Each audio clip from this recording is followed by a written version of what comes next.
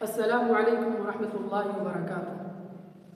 آپ سبھی حضرات کا ہمارے یوٹیوب چینل عادل قاسمی آفیشیل پر خوش آمدید۔ ناظرین، دنیا کے اندر ایک انسان کو طرح طرح کی مصیبتوں کا سامنا کرنا پڑتا ہے۔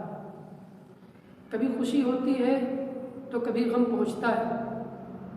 لہذا جب کبھی بھی آدمی کا دل بے چین ہو یا وہ ڈپریشن کا شکار ہو یا مصیبتیں ہر طرف سے اسے گھیرے ہوئے ہوں، تو ان تکلیفوں اور پریشانیوں کو دور کرنے کے لیے اس کو چاہیے کہ وہ نبی کریم صلی اللہ علیہ وسلم کی سنت کو اپناتے ہوئے اس دعا کا اہتمام کرے، جسے امام بخاری نے اپنی کتاب صحیح البخاری کے اندر حدیث نمبر 6346 کے تحت ذکر کیا ہے۔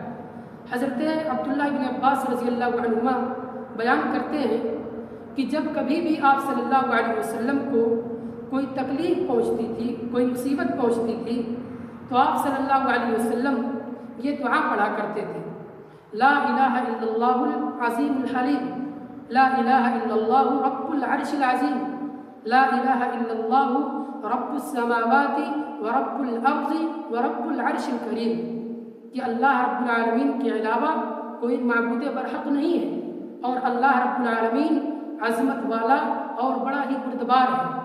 اللہ رب العالمین کے علاوہ کوئی معبود برحق نہیں ہے، اور اللہ رب العالمین عرش عظیم کا رب ہے۔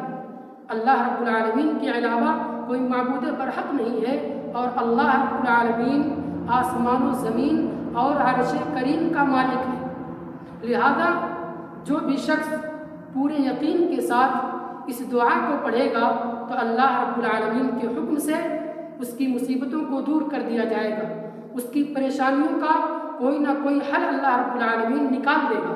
لہذا ہمیں اپنی پریشانیوں کے وقت، مصیبتوں کے وقت اس دعا کو پڑھنے کا اہتمام کرنا چاہیے۔